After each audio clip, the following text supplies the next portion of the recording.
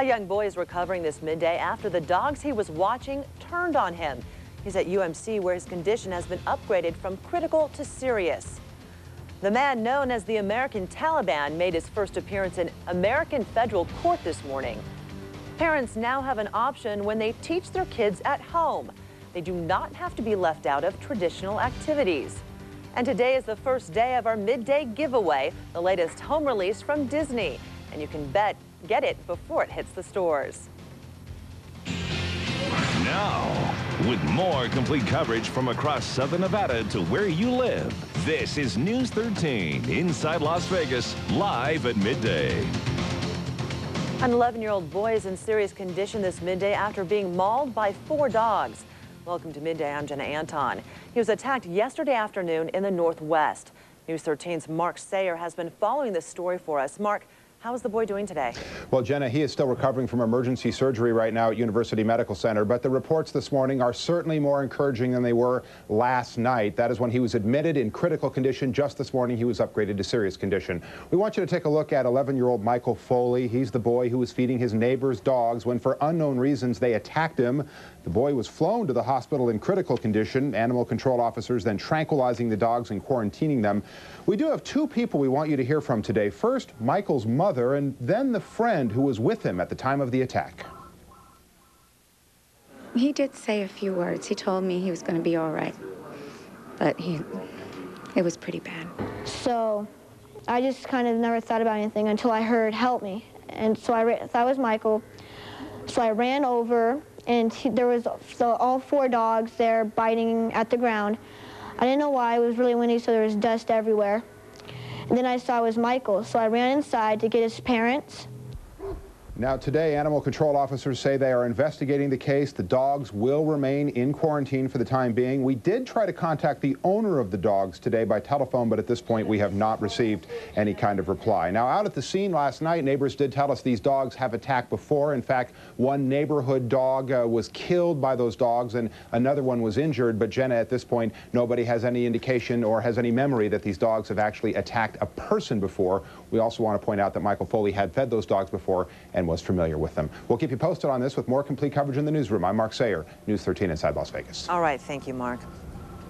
What started as a joyride in the desert ended with a tragic accidental death. According to police, 2 men in their 20s were riding their all-terrain vehicles at around 11 last night. Neither of the men saw a 30-foot cliff in their path, and one of them drove off the cliff. He hit a large boulder and died at the scene. The other man saw the victim's taillights disappear and was able to stop in time. Now Metro is wondering if alcohol was involved. To be out here this time of night is very dangerous, sober, especially if you've been drinking at all. It's a pretty foolish thing to do. The friend told police they often ride in the area, but they thought they were on a different road. Rescue crews are out at the dam this midday, but there's no emergency. Members of an elite climbing team are being put to the test. The Society of Professional Rope Access Technicians, or SPRAT, is training 40 members of its team. The group is taking part in several types of rope and climbing lessons to prepare for certification. There's no room for mistakes. Hoover Dam is 726 feet tall. Arson investigators are on the scene of an auto repair shop that went up in flames this morning. The fire started at about 9 o'clock this morning at a building used to store cars on Lindell and Spring Mountain. Almost 40 firefighters worked for hours to put out the blaze, and it's still smoldering. No one was hurt in the fire, but dozens of cars burned. Right now, you may want to avoid the area because westbound lanes on Spring Mountain are closed while crews mop up. So far, there is no estimate on how much damage is done. American Taliban fighter John Walker Lind appeared in federal court this morning to face terrorism charges. Lind told a federal judge that he understood the charges against him and the penalties. He's accused of conspiring to kill fellow Americans in Afghanistan. Before his brief court appearance, Lind met with his attorney and his parents, who flew in from San Francisco. John loves America. We love America. John did not do anything against America. John did not take up arms against America. He never meant to harm any American. John Walker Lind's next court appearance is set for February 6th. Meanwhile, in Afghanistan, the Army has taken over command duties at the Kandahar airport. That's where hundreds of al-Qaeda and Taliban fighters are being held. FBI Director Robert Mueller was in Afghanistan yesterday. Mueller says information from some of the prisoners has prevented a number of attacks on U.S. targets around the world. A school bus missing in Pennsylvania has been found, and the kids are on board and safe. According to early reports, the bus picked up 13 students around 8:30 this morning. It was scheduled to take them to Berks Christian School outside Philadelphia, but it never showed up. Local and state police used helicopters in their search. The Bush administration wants to spend more than $3 billion on homeland security. That's what the president told the U.S. Conference of Mayors this morning in Washington, D.C.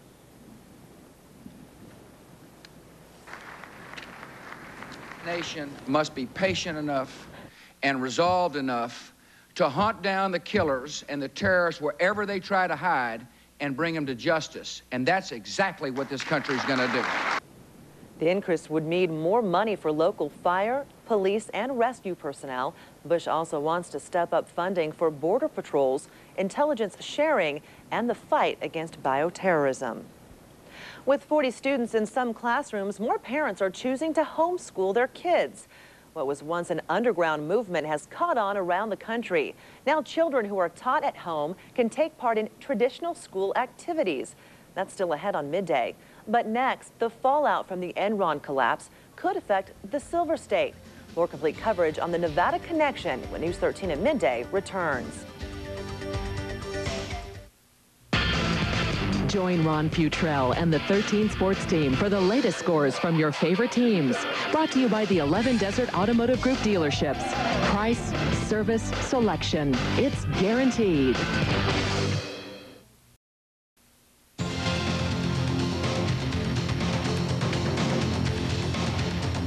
Congressional hearings into the collapse of corporate giant Enron are underway this midday. And late yesterday, Enron's chairman and CEO, Kenneth Lay, put in his resignation. Lay said the investigation is taking too much time away from his commitment to his shareholders. Enron is hiring a specialist to come in and reorganize the company and get it through its latest round of troubles. The specialist will serve as the company's new chief executive. The collapse of Enron could hit some Nevadans where it hurts, in their pocketbook. Already, the public employees retirement system has lost $22 million from the scandal. The system bought $6 million worth of Enron stock as an investment. Another $16 million in bonds issued by Enron and its subsidiaries is also at stake. The PERS provides retirement benefits for roughly 83,000 workers employed by the state, cities, counties, and schools in Nevada. While Congress is looking into Enron's collapse, the debate is on Capitol Hill to find new sources of energy, and Nevada could come out a winner. The Silver State sits on vast pockets of underground steam. That means the potential to provide up to 10,000 megawatts of power to the west. Just last week, the Interior Department said it will add $1 million to next year's budget to develop geothermal production on public lands. Kmart's money problems are having a ripple effect on other businesses. Earlier this week, the company filed for bankruptcy protection. Now, companies from Sara Lee to Gillette are saying they could be in trouble if Kmart goes under. Even suppliers in Asia are demanding upfront payments. Exports to the U.S. from Hong Kong alone totaled $30 billion last year. Many parents are looking for alternative ways to educate their kids. Some choose homeschooling, but does teaching them at home mean they may have to miss out on sports activities? We'll have more complete coverage coming up. But first, our own Brandon Roux is in the Weather Center with a preview of her forecast. Yeah, does it get much worse than yesterday with the cold wind and temperatures in the 40s? In fact, it gets a lot better, but we have a return of this weather cycle and the cold, breezy conditions. Stay right there. News 13 at midday is coming right back.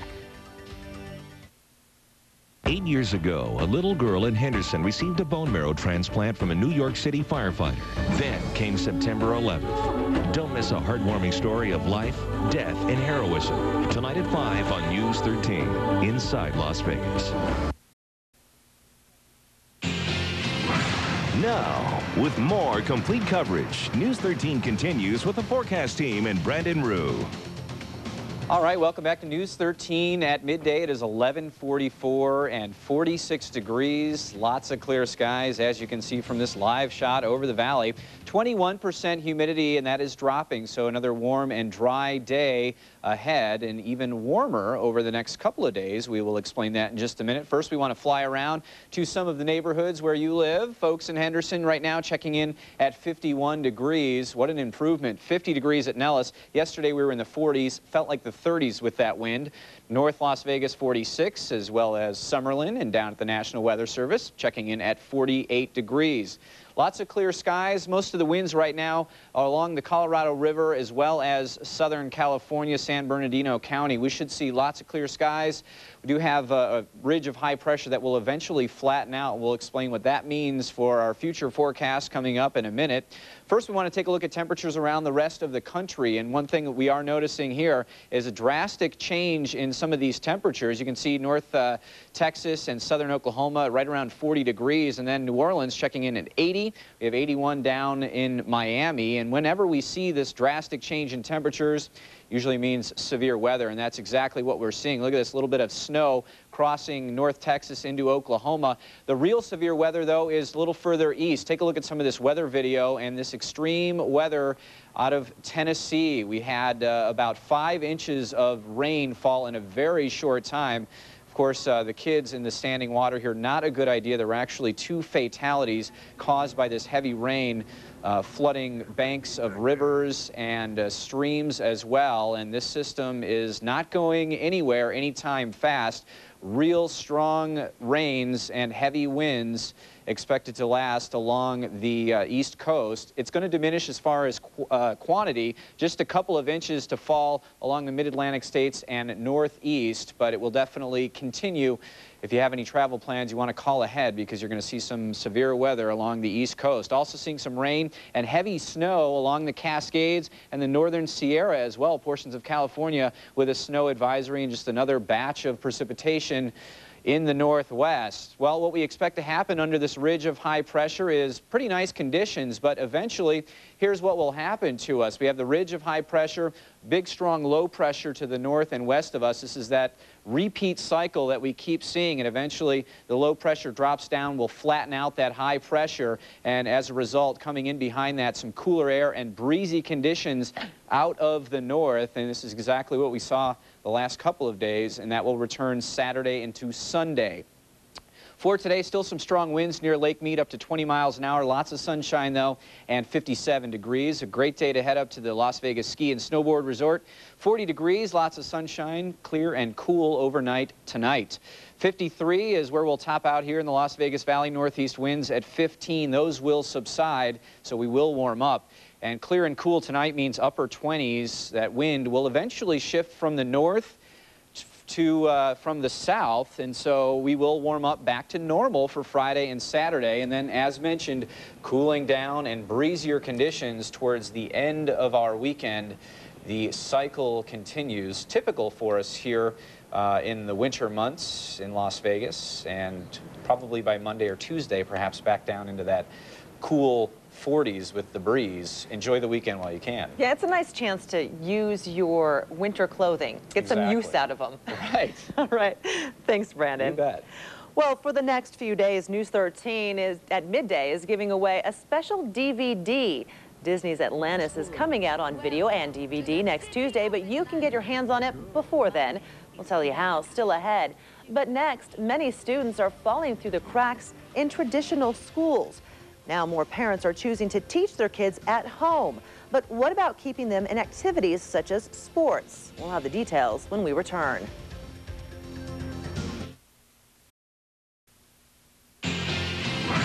Now, with more complete coverage, News 13 continues with the health team. Making health headlines, a new report says although there's been some improvement in health services for racial and ethnic minorities, there's still a long way to go. The study put out by the Department of Health and Human Services takes into account such things as infant mortality, prenatal care, and the death rate from heart disease and stroke to car accidents and homicide. With overcrowding in many of our public schools, more parents are deciding to teach their children at home. But what about the activities that schools provide? Now there's a program where you can get homeschooled and your children can still take advantage of traditional school programs. ABC's Dave Scallon has more on this new trend. Their jerseys say HSAA, and unless you know what those initials stand for, they look just like any other high school basketball team. Push it down. Okay, what happened in 1276 that caused great difficulty to the Anasazi Indians? There's some unusual things about the circulatory system of a frog and also the respiratory system. Do you know? School for these kids isn't in a big building or even in a small private school. I want you to be very careful cutting through the muscle because we do not want to puncture the heart. The classroom for these kids is their living room. Homeschooling is really a parent determining to oversee totally their child's education in the home. What are some things in our culture that we use in the same way together? Rather than ship us out in a bunch of directions, it brought us together. It just unified our family, and it just seemed perfect. We're directed by some friends to a homeschooling conference. Went, spent the year homeschooling him, loved it so much, felt like the whole family benefited, and we've just continued. Be very careful, though. You don't want to cut the ureters or the bladder. And just like they would in a regular classroom, these kids learn things like dissecting frogs and Native American history. But while the in-school curriculum may be very similar, it was the after-school events that the homeschoolers didn't have until recently. We have a homeschool athletic association that has had baseball programs for homeschool families for several years. And about 4 or 5 years ago, we decided to try basketball as well. So it's been a great opportunity for the young men that homeschool don't get a chance to play at private schools or public schools. I think some homeschool friends more told us about it when I was at private school, and I think they knew that was one of the main reasons I did private school, is to play sports and play basketball. And stay tuned, the midday giveaway is coming up. We'll tell you how you can win a Disney DVD. The animated classic Atlantis is coming to video and DVD next Tuesday, but you can win it today. We'll tell you how when News 13 at midday continues. I have some questions for you. Coming up today on News 13 at 5, after September 11th, New York firefighters became heroes to the country. But for a local girl, the heroism of one firefighter means much more. At 5, hear about her bone marrow transplant from a firefighter who later died in the terrorist attacks. Plus, we'll check in on the boy who was mauled by his neighbor's dogs while feeding them yesterday and find out what will happen to the dogs. Join Kathy Ray and Sean Boyd for News 13 at 5 right after Oprah. We told you earlier about our timeout for our giveaway. It's the midday giveaway. Disney's film Atlantis is coming to video and DVD starting next Tuesday, January 29th. But here's your chance to win your copy first. So get ready to dial that phone. All you have to do is be the 13th person to call our contest line at 876-5309. Again, that's 876-5309. Good luck. 876-5309.